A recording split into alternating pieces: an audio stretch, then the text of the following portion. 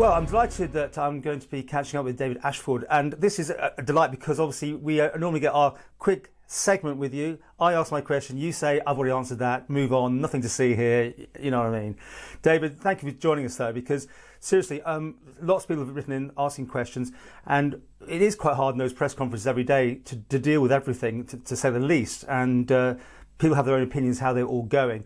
But this one-to-one, by the way, I think the biggest thing that everyone keeps asking still is, should we be wearing these masks? And I was just digging out what I first got when it all was kicking off. This is, I mean, that's just ridiculous, right? This is. I think Hollywood called and asked for their masks back. That's something you do if you're doing painting or drilling, I think. So, but then seriously, I then myself thought I better invest in something else. So I got one of the. Get the right one around. That's right. So that's one of those, which is really. It is a completely sealed-in thing. But of course, a lot of people are just going round with that sort. Now, I know we have sat down and talked from the word go about not needing masks, but things do change. I mean, I think it's become more acceptable almost that people want to wear masks. Your latest advice, your latest on this? So the latest advice is still the individual's choice. Masks are suggested for where social distancing can't take place or where people are in a very enclosed space. The different types of masks you've shown there, I mean, you've got everything, as you say, right up there from the builders doing the painting all the way down to the ordinary mask you'd see on the street. The important thing with masks to emphasise, though, is masks do not protect the wearer. Masks only potentially, there's some low-level scientific evidence, but the community is divided on this, the scientific community. There is some evidence out there that it protects those around the wearer at low levels, but there is no evidence to show that the mask actually protects the person using it.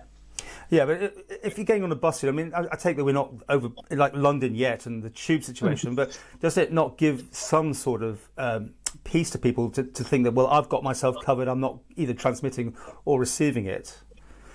I mean, it can do. It can be a comfort blanket, but equally, that's one of the concerns in the scientific community, that they don't actually want masks to become a comfort blanket, because the way you apply the mask, remove the mask and dispose of the mask is just as equally important.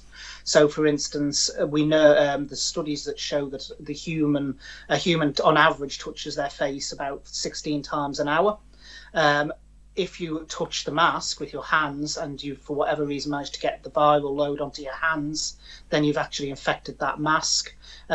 Or, you can spread it round, basically, if you don't use the masks correctly. So it's not a complete comfort blanket. And like I say, the one thing the scientific evidence does seem to agree on is that masks generally do not protect the wearer. Okay, and that comes up all the time, this question, because as you appreciate, I'm sure, things have moved. Science is learning all the time about this virus, and the combating of it will probably go on for a long time. I mean, the holy grail is, of course, having the vaccine, which some people think will never particularly happen because it'll be like flu. It'll just keep reinventing itself slightly. It mutates, doesn't it, as it goes along? Is that going to be the case that we could be with this forever, this particular virus? It quite possibly will. I mean, people will have heard me refer to living with COVID-19. We just don't know. I mean, you keep hearing the positive stories about vaccines, of things being on the way, things progressing, but then nothing seems to come of that story in the media. And then there's another story a couple of weeks later saying, oh, it's moved on again. We'll have to wait and see which direction it goes. But there may well be low-level transmissions of this disease for a long, long time to come.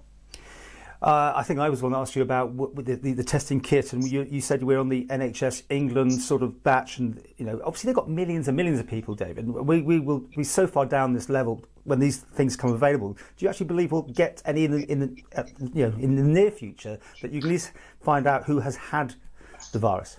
Oh, so we're talking about the antibody test here. In relation to the antibody test, as the Chief Minister said in his opening remarks at the press conference the other day, there is tests now that actually is very, very close to having its very final certification to say that it's accurate. We're expecting that to be in the next week or so. This is the Roche one. At it's that 100%, point, isn't it, though, David? 100%? Well, the initial tests at Port Down were. Obviously, it needs to get the final certification to make sure that it's actually ready to go. Once it does, then obviously we will be able to piggyback on that. There's also the Abbott Test as well, that is similarly be ready to be certified as accurate, and it's pretty similar to the Roche test in terms of its accuracy, or the tests so far. If either of those two are certified, then we'll be able to access them both through NHS supply, but also purchasing privately as well. Oh, okay. Right. So you wouldn't necessarily just get the NHS quota, whatever that might be. You could actually, go out and buy that test directly from the company in Switzerland, isn't it? That's the Roche one. There's also the Abbott one as well. Yeah. And if that is certified as well, we'll be able to access that privately. What is your idea then? If let's suppose you've got the money and you've got the resources and they've got the kit, which is obviously putting all those things, the ducks in a row that was there, who would get that test? So to begin with, we would focus mainly on key workers and the vulnerable in society to be able to test to see if they've had it. Again, though, I do need to emphasise, and I know I always sound like the merchant of doom whenever I always put a caveat on things, but even with antibody testing, again, this virus hasn't been around long enough for us to know if that confers lifetime immunity or it only confers temporary immunity. So we don't know for certain yet that just because we say, right, you've had it, that means you can't get it again. There's not enough evidence around the world to be able to say that with any certainty, and there probably won't be for several years. But certainly at the moment, it's looking hopeful, because the 200 people in South Korea that they thought might have been reinfected, the South Korean authorities are now saying it was simply the fact they were still shedding the virus from their initial infection. It wasn't a reinfection. But even with antibody testing, it's not guaranteed. It's not a guarantee to say you will never get it again. Do you not think when this all settles down, many people have actually realised won't have realised it, they've had it? We were having a press call before you came on, we were all chit-chatting, and people saying, I was really ill a few months ago and I had this, that. And we all started to think to ourselves, maybe we've actually had this already. This is what's going to sort this out, right? It's quite possible, and so it will be interesting just from a statistical point of view with the antibody testing to actually see that, because we know that in a lot of cases people show very low levels of symptoms, particularly children, for instance, and in some cases people don't show symptoms at all. There was the interesting case which was, I think, was France, where they retested someone's sample that was taken for something else back in January. I think it was early January this year, and it turned out they'd had it, that it was COVID-19 they had. Now, of course, at that point in time, there was no real, it wasn't thought it was in Europe, but it clearly was. So it will be very interesting to actually find out how widespread it's been, because we do know that in the vast majority, I think, of cases worldwide at the moment, about 84% of cases is classified as mild. Now, you bring out the graphs, and we've had the worst, the medium, and the best scenario. We've done much better than that, and even with that one cluster, particularly bad cluster, of course, at a nursing home. And I think, and we'll come to questions, by the way, in a second part, so I'm just doing a general piece on this one. Many people now saying, look, we're so low, let's start opening up. And then, of course, you get the others who are really absolutely saying keep everything locked down. Do you find this hard to juggle with when you get these two sides pulling you like this? It's a balancing act, and we can only work off the evidence in front of us. The reason we've got the low-level transmission is because of the actions that were taken, because the Manx public has been so good with the social distancing, because of the lockdown we implemented, because of the border controls we put in place very, very quickly. That has all helped suppress the virus. So we've been very effective at doing that. If we hadn't taken those measures, we wouldn't be bumbling along the bottom, as people put it. With the odd case here, the odd case there, we would be seeing mass transmission probably across the island. So it's due to the actions taken. But things can't stay locked down forever. What we've got to do is we've got to unlock things in a managed way. So that means doing things a step at a time, seeing what happens, if it spikes cases or it doesn't, and then recalibrating from there. Because the risk as well is if you do 7 things at once and cases do spike, you won't necessarily know which of those 7 things caused the spike, and you run the risk of having to unwind all of 7 of the things you've done back rather than just 1 or 2 things. So, and that I think would be even more frustrating for the general public. Well, there was obviously a big going backwards. Yeah, there was obviously a big wait when we waited for the construction workers to have their full 2 weeks back, because we knew that potentially could be a trigger point of infections that are back in the system. But that hasn't happened, has it? It hasn't. We haven't had spikes. In fact, no case that's emerged since construction went back has been linked to the construction industry or any of the returning industries, in fact, that came back at that time. And you know, that's a marvellous thing, because it allows us then to consider the next steps and where we go from there. But that's the way we've got to do it. I know people are sick of me saying the words baby steps, but it's got to be done in a logical and controlled way. And the Chief Minister will have further announcements on Monday. And in Coman, are you always one? Because I'm getting people, you hear things, that there's now a sort of the ones that want to go a bit faster and the ones that want to go slower. Are you having that issue now to take everyone with you? Because you always want to make it the consensus of Coman, I guess, don't you, each time? There is a consensus in Council of Ministers. I can say that well and truly. We do have debates, and the general public would expect us to debate. They wouldn't expect us all just to sit there and blindly agree with everything. So we do debate topics, we do debate the way forward, but we always come to a consensus on the approach, and that's exactly what we'll be doing with the next stage as well. Now, something that we accuse of always asking the same sort of questions sometimes at the press conferences, but that's because we have to ask this question. And let's clear this up one more time. I know you're going to throw at me data protection, but can you not give people some idea where these clusters are outside of a particular nursing home, obviously? Because you're very vague, and you throw the data protection at me every time, or everyone, not just me. People find that quite frustrating, because it could help, could it not, to know where these are happening? Well, there's not really any clusters on the island, and that's the issue. When we're talking about clusters, we're talking maybe 2 cases, other than one particular instance which everyone knows about, which we really would class as a cluster. The other forms of clusters are maybe 2, 3 cases. That's it. They're not high-level number of cases. So, for instance, one of the things I gave you guys in the press was it broken down by postcode.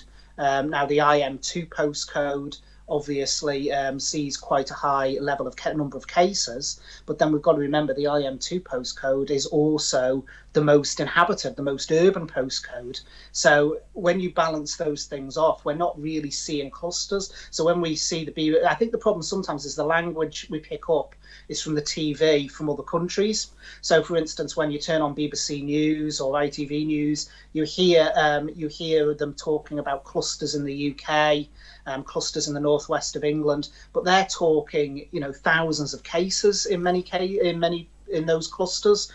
When we, what would class if we did a cluster breakdown is you'd have multiple clusters of just 2 cases.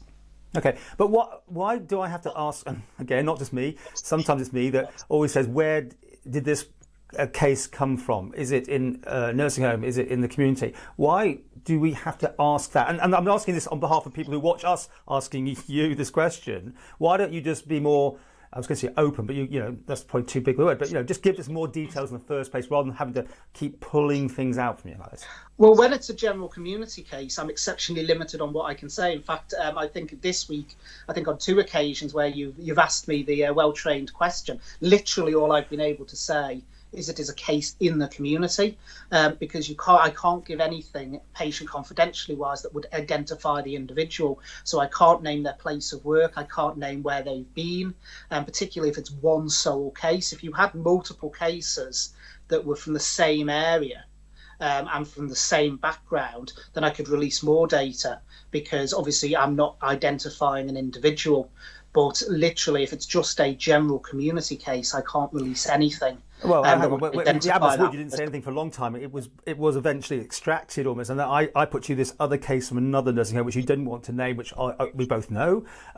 So at what point really should it not become a public interest item? Because people are concerned wondering if it's going to be their nursing home that was this other case. They couldn't. And that's the thing that's got to be balanced. You mentioned there about a public interest item, and we fully appreciate, that these things are in the public interest, but we have to balance that against patient confidentiality and the individual being identified without their permission publicly. So in relation to the nursing home case, if there had been more than one case identified in that nursing home, at that point I can name the home, because there isn't that confidentiality basis, because you're talking multiple people, not just one person. In relation to that particular home, there was one case, there was wider testing done, which all came back negative. So that meant I couldn't identify the home because I was identifying that one person who was in that home. The biggest test so far has been Abbott's Wood. I'm guessing that was obviously incredibly sad news, and what's gone on there and how it's been handled has been sort of criticised by many in the sense of, could you not have kept that home open? I know you went into negotiations with them, but from what I've seen an item, you didn't go back for any negotiations, that they put a price down, you said no, and everyone walked away. Do you think that a bit more effort could be made to try and find a solution to keep those residents in Abbott's Wood? For clarity, there were two deals on the table. There was a long-term deal and a short-term deal. Neither were acceptable. And to be perfectly frank, they were so far out that, any form of negotiation would have actually meant it having to change quite dramatically, not just in terms of cost, which people focus on, but also the terms. And DHSC just could not any longer continue to operate out of a building which they had no right to occupy. The ideal solution, as I've said all along, would have been for those individuals to be able to remain there because it was their home at the end of the day. But unfortunately, that just wasn't able to happen. You went in there and did a sort of deep clean. I believe quite a lot of furnitures and things like that was thrown to one side. I'm hoping to get some video of inside there to clarify what's going on. Are you happy with the way you went in there and did things? There are processes that need to be followed. Personally, from what I've seen, I am content with what the department has done when the department stepped in.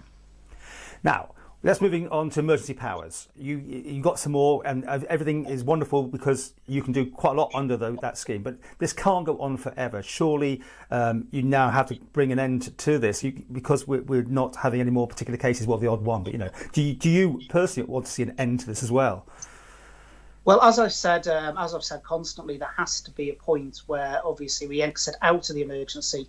One of the issues we have, of course, is the legislation we have that allows for it is called the Emergency Powers Act. It dates back to 1936, so pre-Second World War. The only other time that legislation has actually been used other than this was in 1939, 1940 for the war.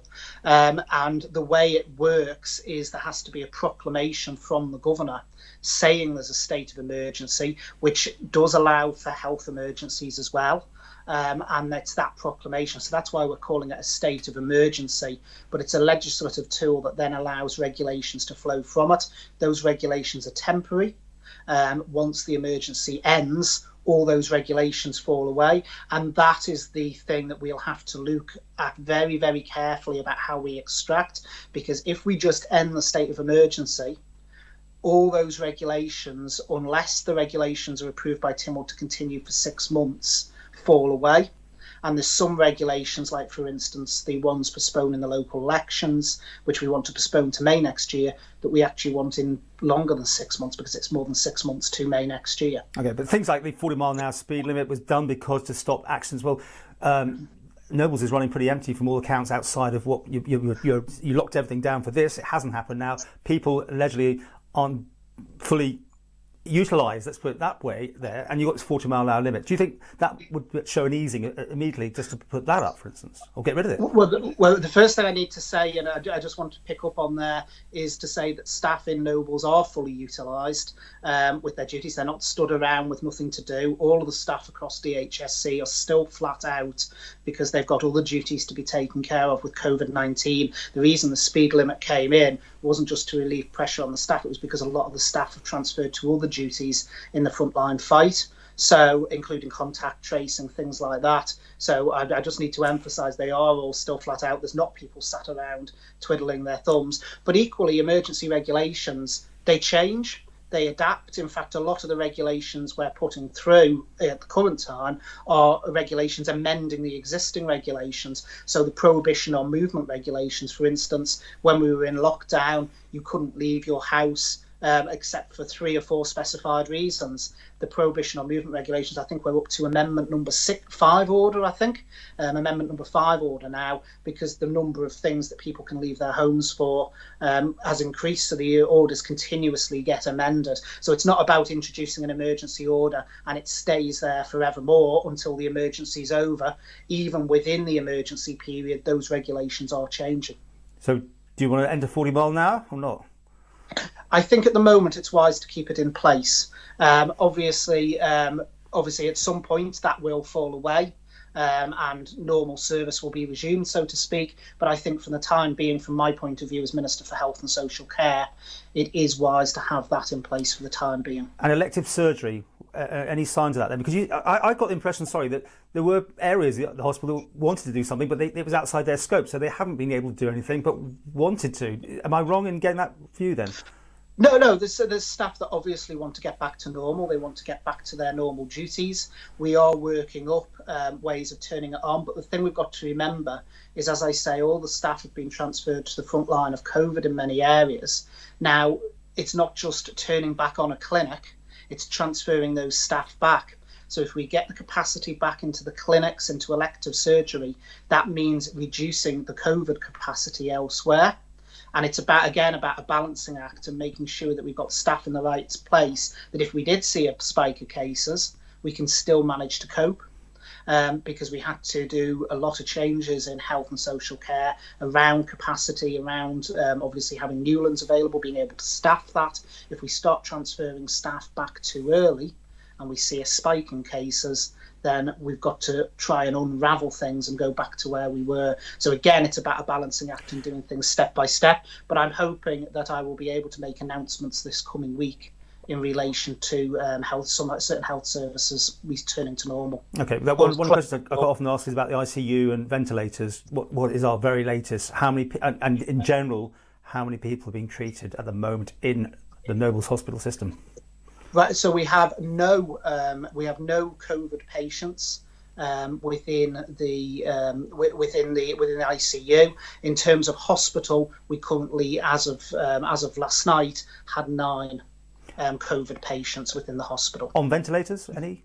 No, none on ventilators. Ventilators would be ICU. Fine. So, I was going to say great news, but obviously sad news for so many people who haven't made it. But we are on top of this, and I ask you that again, because Guernsey seem to be going on a different model now. When Guernsey hasn't had any new cases for some time, admittedly, but this bubble of people they can now interact with seems very important. And here, that's probably one of my postbag's biggest ones now, is we want to meet other people somehow, not just at the front door sort of thing.